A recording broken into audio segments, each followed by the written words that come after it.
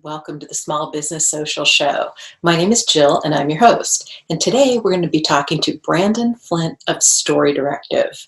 Brandon's mission is to help businesses to succeed and really communicate and gain more clients by video and photo. Brandon uses stories through video and photo to help his clients to better communicate with their clients and customers. And for those of you who don't know me, my name is Jill and I am the owner of Fox Social Media. And my company has been helping businesses, practices, and brands to both market and grow online for the past 10 years now. And I'm so excited to have both my podcast and my YouTube show so that I can help all of you as well. So let's meet Brandon. Hi, Brandon. Thank you so much for coming on this Small Business Social Show and podcast. I'm super excited to have you today, and I can't wait to have you share all the information about the importance and different techniques you use for video in marketing. So could you please introduce yourself to my audience and tell them a little bit about your background and any interesting tidbits about you that you'd like to share?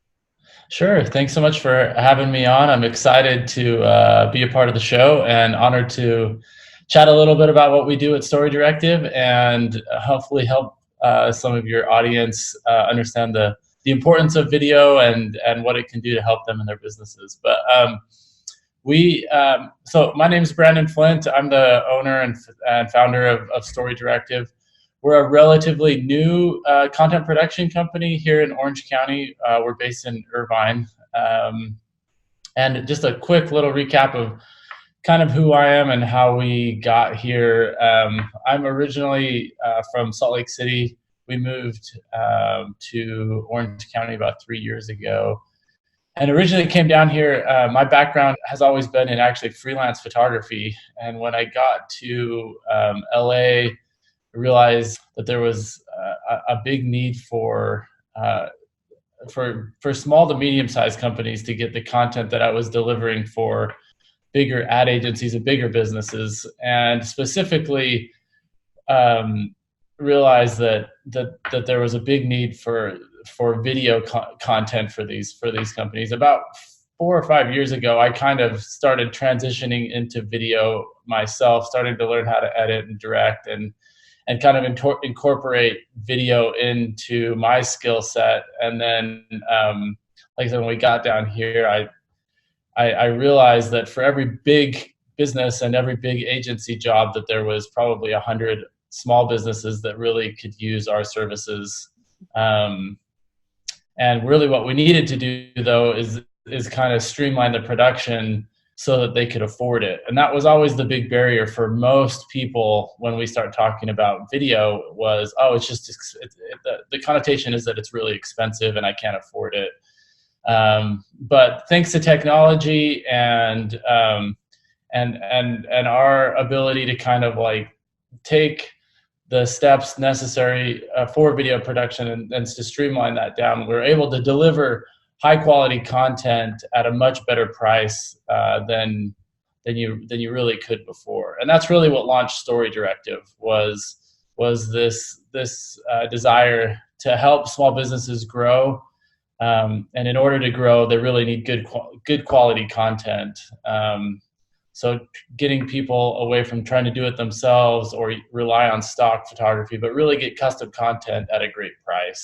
So what we really kind of do is take my background as a photographer, incorporate video into that, and deliver nice content packages to our clients. So in a nutshell, that's really what we do, which helps them to grow and succeed. And I can tell you all, Brandon and I met because we're both members of the Irvine Chamber of Commerce. And when I heard about what Brandon did and who he served, I went up to him and introduced myself, and we had some time to sit down and chat. And I've seen his work, and I've talked to him about pricing. He does an amazing job, and his pricing is outstanding. And I was super excited because he and I serve the same clients. And my clients were running into the same barrier that Brandon just discussed, the pricing thing. So it's Brandon and I have some really great ideas on how to mutually serve this audience, this group that really needs help, but it runs up against that expense barrier. So it's pretty exciting, guys. Go take a look at his website, and I'm going to put a link down below in the description. So make sure you look at it and see his work. So now you're welcome. And about Story Directive, what made you make that switch? Because like you said, you were a photographer and you did a whole lot of, I think, like weddings and more traditional photography. And then what was that driving force that made you say, no, I'm switching? This is the market. Yeah, no, I mean, when I started out my photo career, which was almost 13 years ago, I started out, like a lot of people, you just started shooting whatever you could. So that was everything from editorial jobs for magazines, but also weddings and family portraits and just whatever I could shoot, product stuff. And then over the years, really kind of more specialized into just commercial lifestyle work and fitness work. So that was kind of what I was shooting for the last like 6 or 7 years, but it was always in conjunction with bigger companies or agencies that had bigger budgets. But I actually shared when I was in Salt Lake. One of my good friends had a video production company, and we actually shared a space. And so I got little glimpses of his world, and he would get my feedback on video projects he was working on, and it was really awesome to me, because I always felt as a photographer that I could tell a great story, but not in the same way that I saw my buddy doing it with video. And so it really kind of piqued my interest, and I was like, and then about this time is kind of when camera prices started coming down. It made getting into doing video production a lot more accessible. And with my skill set as a photographer, it really translates over quite well into video production. So it was a pretty easy transition, actually. There is some technical things that you deal with, such as audio and other things that you coming from the photo world, you had to kind of transition into. But I was hooked when I realized and I saw the potential of what you could do with stories and how engaged people became in those stories. And then I became really interested when I started looking at statistics of the people that were utilizing video in their businesses and the kind of engagement that they were getting, and so I was hooked. And so that's kind of what prompted the change for me. Was just I saw so much potential in it. And then with Story Directive, being able to, my dream was always, and actually just a little bit more about that, was I was often getting piggybacked onto like commercial, like TV shoots, so shoots for commercials, and the agency would have me come on and shoot stills so that they could have the commercial and then all the print collateral material look the same, which it sounds like it's pretty straightforward, but in practical application, you have two teams kind of jockeying for time for time, really. And so it never really worked that great. The director and the photographer, were always kind of butting heads a little bit about who had the time allocated to them and to get the shots that they needed. And I always just kind of felt like there's got to be a better way to do that. And that was one of the components that made me want to start what we're doing now with Story Directive, because we can do both under the same production, deliver great quality, and because we're doing them both at the same time, it saves our clients money, and the whole process is just a lot easier. So yeah, that makes a lot of sense to have you doing it all. And I think when one person is directing it, then you really have the big vision in your brain already. So you make sure to get all the shots you need and all the video you need, as opposed to getting back to the studio and something's missing when there's two people maybe. Well, what do you see small business owners, what challenges do they face when they're trying to do this themselves? What are challenges they face and problems they hit, and how do you help them overcome those? Yeah, yeah. So it's been an interesting experience for me because, in a sense, when we launched Story Directive, I was a small business starting a small, I was launching a small business, and so I was kind of right there in the trenches with other small business owners, trying to figure out, what's the best way to reach new clients and to reach my potential customers, and so video is really a great way to do that. So what we do at Story Directive, and what we help our clients do is just kind of, as much as as as we do the video production side, more of it's really about your messaging and how you can get your message to your client, and that's really the purpose. Video is just a delivery tool. And so we actually spend a lot of time with our clients trying to figure out and helping them understand, okay, what's the distinguishing factors in your business? What makes you unique? What solutions do you provide to your potential customers that no one else is providing? And so we actually spend a fair amount of time just trying to figure out messaging for them. And so that, I think, the first tool that we recommend to people is creating an intro video, just a short little recap about what your business does, how you do it, and what makes you uniquely qualified to service your clients and solve their problems. Because that's when we're looking for someone online, we just want someone to fix or fulfill our need. And so the quicker and the more concise we can be in sharing that message and sharing that solution, then the more inclined that person is going to be to work with us. So that's so true. And as you were talking, one of the things that I thought about, it's not even just the technical part of the filming and editing, but it's that story. It's that pulling the story out and telling the story so that clients understand how you can help them to fix or solve their problem. So that's an important part of what you do as well, which you just made me think about that. And that's really when I decided to go down this path. I felt like the reason why we're called Story Directive is I didn't want to just launch another general video production company that just shot whatever, from product videos to info thing. But what our specialty really is storytelling for businesses. And the reason why that is because those are the most effective way to convey a message, that in a non-salesy, really authentic and really relatable way, everybody can relate to somebody's story.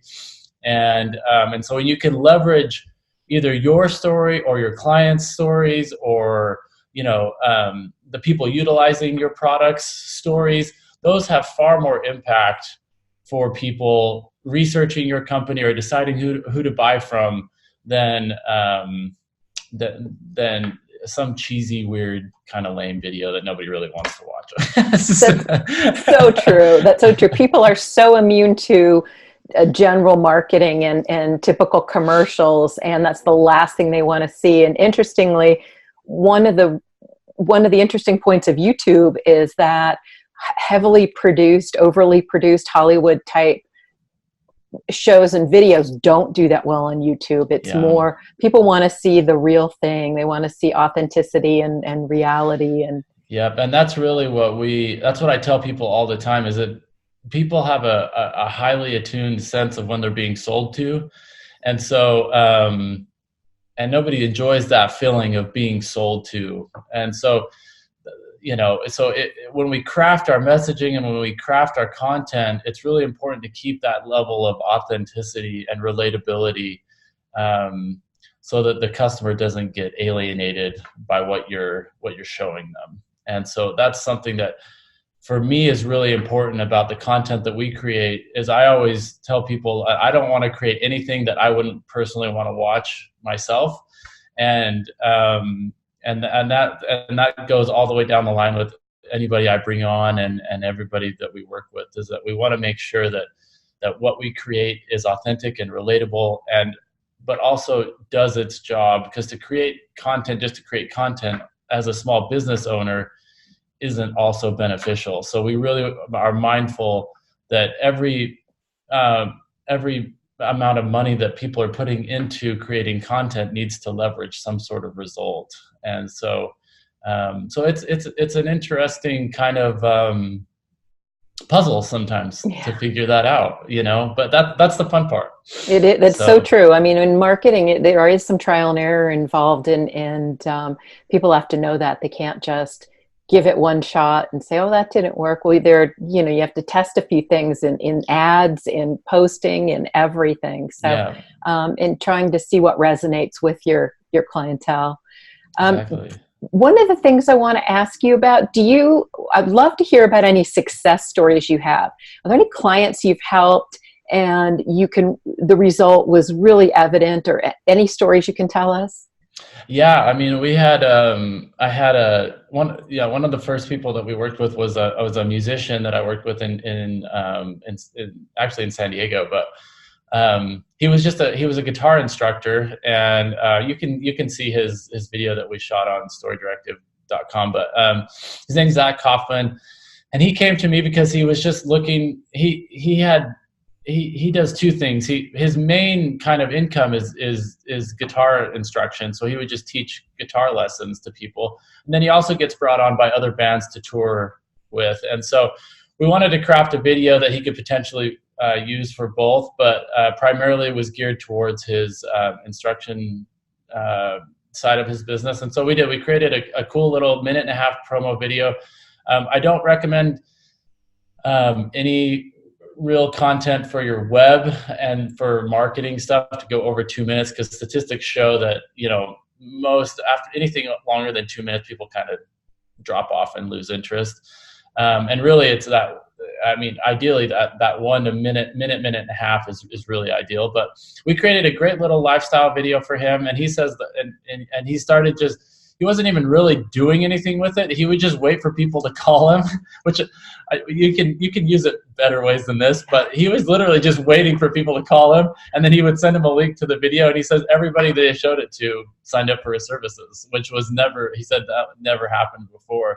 But that just proves that it lets people see who you are, the type of person you are, what makes you tick, why you do what you do, and more importantly, just like what it would be like to work with you. And that just breaks down so many barriers for people wanting to engage with your services. So it's a great thing, And so, and that was one for sure. And then we also shot another one for a client of mine named Sally McRae, which is she's a professional athlete that we created a little video for one of her sponsors, and they said it has had a huge impact on the engagement that they're getting with their web traffic and that kind of stuff. So the stuff that we do make does work. I know it, and it's really, and that's why I love doing what I do, because I know that every amount of money I take from a client is going to be an investment for them to help their business grow. And I don't worry about that, because I know that it works, and I know that storytelling and content, if done in the right way, leverages amazing results for people to get new clients and figure out what makes you tick as a business. So true. I mean, that is the future. Well, video number one and telling a story number two are pretty much the most successful way to market your business is by combining those two things.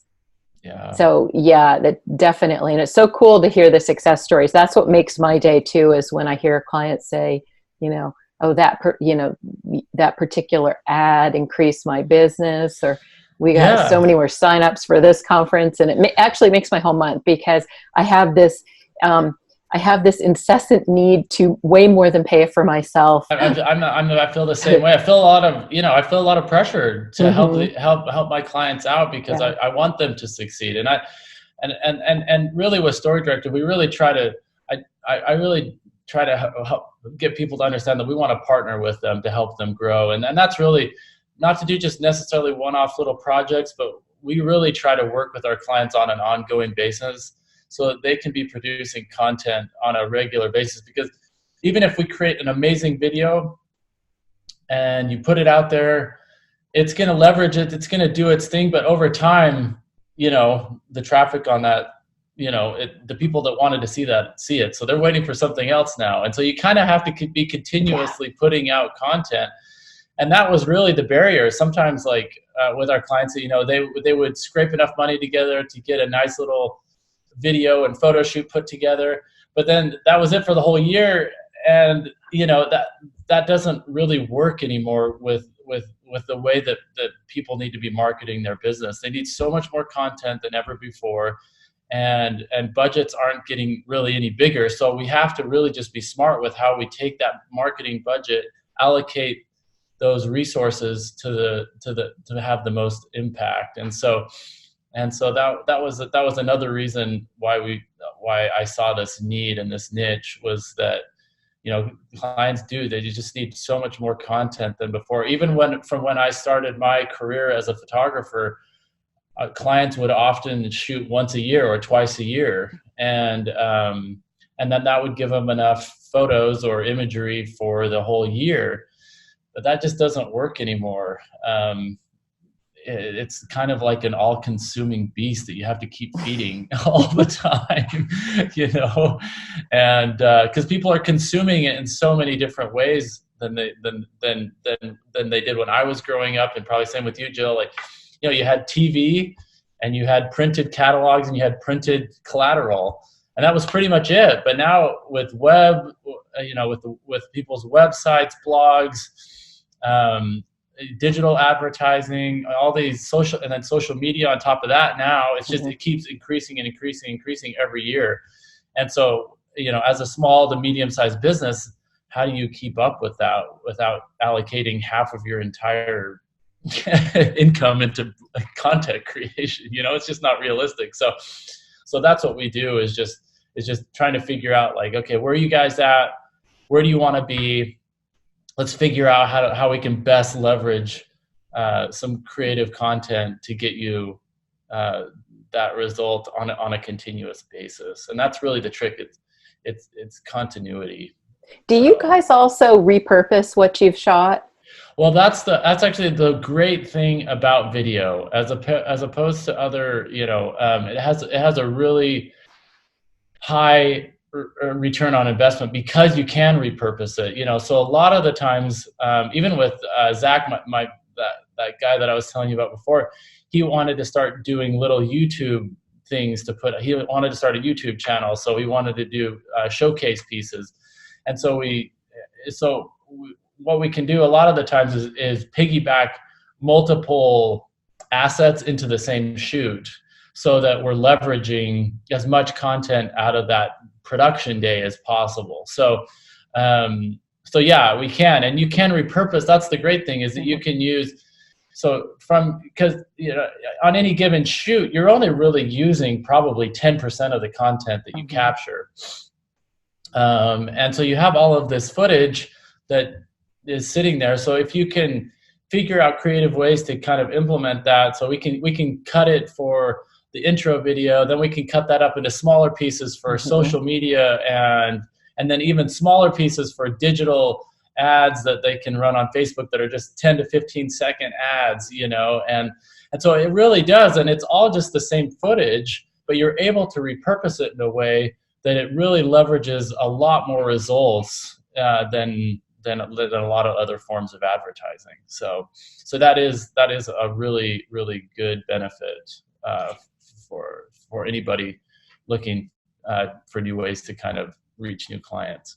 And what advice can you give people that are, video marketing is completely new to them? They're not always comfortable behind the camera, or in front of the camera, I should say. Yeah, totally. And I run into that all the time, because I'll sometimes sit down with a CEO or a founder or even, artists or, everybody, athletes sometimes, but they, it's like, well, I don't necessarily want to be in front of the camera, but I let people know, like, hey, it's important that people see who you are, and not to hide behind some actor or something like that. Let people see who you are, why you're, especially as a small business, you are in a nutshell, the face of the small business. And so whether that's a coffee shop or, or like my friend Zach, but it's just learning how to be comfortable in front of the camera. And everybody at the start of every shoot that we do feels a little bit uncomfortable.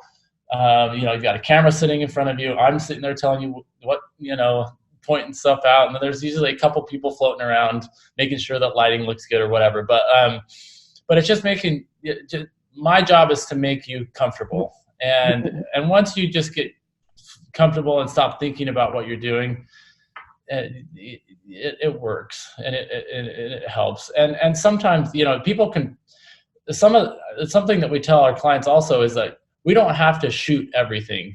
For social media now, a great way to actually, and this, Jill, a great way to practice being in front of the camera is just use your cell phone. Start doing Instagram stories and talking to your audience. And then they will resonate with that just level of authenticity that comes out from just being in your everyday moments. And that's a great way to just kind of get in front of, or just get comfortable in front of being in front of the camera and being recorded.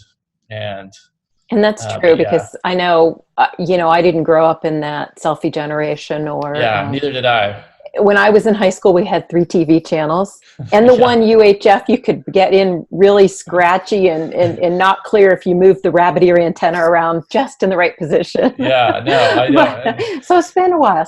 So that was true. It was just really getting started, just doing it. And I think the other piece of advice, if you're not comfortable, is shoot it like Brandon said, on your cell phone. You don't have to post it, or have somebody. You don't even have to.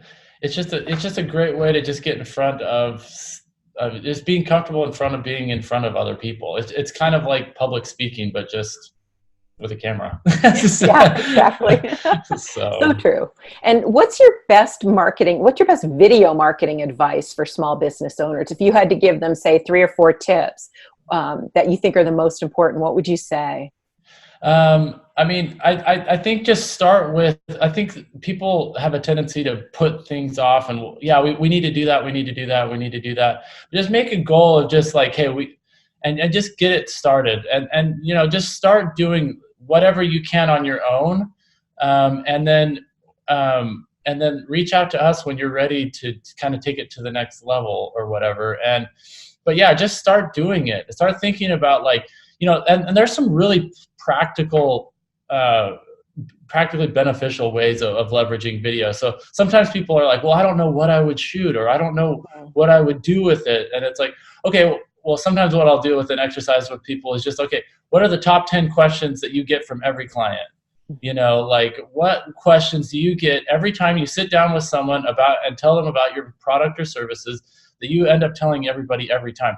Well, why don't we just make a quick little video series about those, and then you never have to tell them again. You can just say, hey, here's a link to some of the things that that we do and how we can best serve you, or whatever. And so that those alone are really beneficial, and you can post those all over the place, and they don't have to be Hollywood produced. We can come in with a simple camera and a mic and a light and be ready to go, and we can do those for you. But just start thinking of, another really powerful way to leverage video for your business is testimonials. Testimonial videos are their weight in gold for most people, because it's not coming from the business itself. It's just like, hey, this is what this person had to say about our services, and it's like, oh, okay, great. Like that was my problem, and they fixed their problem. That's really all we're looking for when we hire somebody, is I have this problem and I need you to fix that problem. So how you do it, I don't really care. I just want you to do it. So it's just boiling it down to its basic principles. But so I would say just start now. Start thinking of people that you work with, either your story, because sometimes also people think, well, my story is not that interesting, and it's like, well, actually it really is, because I think almost anybody that puts a stake in the ground and says, I'm going to be a small business owner, has an interesting story for the most part. Like, they left their full-time day job to do something, to follow their dream of what they want to really be doing. And that's actually really important, really interesting to most people. And because a lot of people don't have the I don't know, what do you want to call it, but just they're afraid of they're doing afraid. it. Yeah, they're just afraid of taking that jump. And so proving to people that you've done it and you're willing to put it out there is also really interesting. So but yeah, I mean, I would say just start thinking of, I mean, that's my biggest advice, is just start thinking of ways that you could start utilizing it, and then just start figuring out how to make it happen, and don't put it off anymore, because statistics show people see like an increase in their traffic by 40% once they start implementing video into their website, as opposed to companies that don't. It's just like one little example. And so you think about that, 40% more traffic to your site. What could that do for your bottom line, you know? And so, yeah, so 2020 is the year for video. Just make it happen. Just put it on your board, your whiteboard, and figure out what you need to do to start creating. Because your competitors are, I'll tell you right now. And if you're not doing it, you're going to get left behind.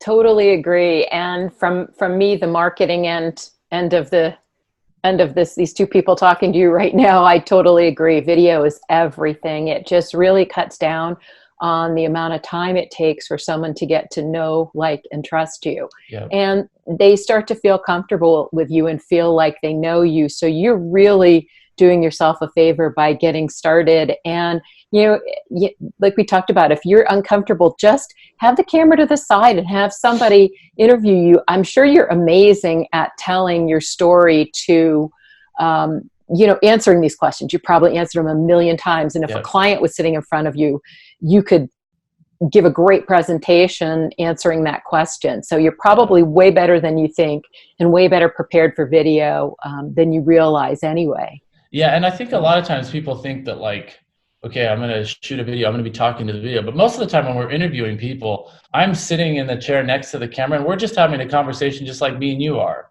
And so it's really not as uncomfortable as most people think it is. You know, it's just like, okay, it's just like, hey, and the way we can edit things now, if you say something stupid, we just edit it out. It's not a big deal. Like, that's why I don't do live video. See? Yeah. So, you know, it's just, you know, it really isn't, there's no reason to be afraid of it. There's no real reason to not embrace it 100%, because, you know, most of the barriers that have kept people from incorporating video into their websites, into their marketing, have been broken now, and you can afford it, you can do it, and there's really no reason why you shouldn't be doing it. I totally agree. That's such great advice. Brandon, thank you so much for all that great advice. And can you please tell everyone where they can find you? Yeah, totally. So you can follow along with us on all the social media sites. We're on Instagram, LinkedIn, Facebook, Twitter, and then also you can, all of our current work and website, you know, is storydirective.com. So that's probably the first place to go, and then you can find us on all the other outlets from there. So, but yeah, and feel free to tell your anybody listening, if you just have questions, I'm a good sounding board. Don't feel obligated to use our services or whatever, but you know, if you just have a question on what to do to get started, or you know, what would be a good thing to start thinking about for 2020, as far as you decide that you want to do it, feel free to reach out. I can give you some ideas, and when you feel ready to take the plunge, we're here to help. Thank you so much. That's such great advice. And I know I've sat down and talked to Brandon for a while, and he's real easy to talk to and happy to help. So we'll leave a link on how you can get in touch with Brandon in the description and show notes. And thank you so much for being here today. I love all of your great advice, and I think you really made people feel a lot more comfortable about getting started with video. Awesome. Well, thank you for having me, Jill. It was a pleasure to be on. Thanks, Brandon. Oh my gosh, Brandon was amazing. I can't believe all the great information that he shared with us today. And from my perspective as a marketing person, he is so right on about everything. And I'm so excited that he came on and shared all this information with us today. So make sure that you subscribe to this channel, because every week I will be posting information that's going to help you market and grow your small business, your personal brand, or your practice. Or I'm going to have great interviews like Brandon and other amazing entrepreneurs that you can learn from. So please subscribe, and I will see you again next week.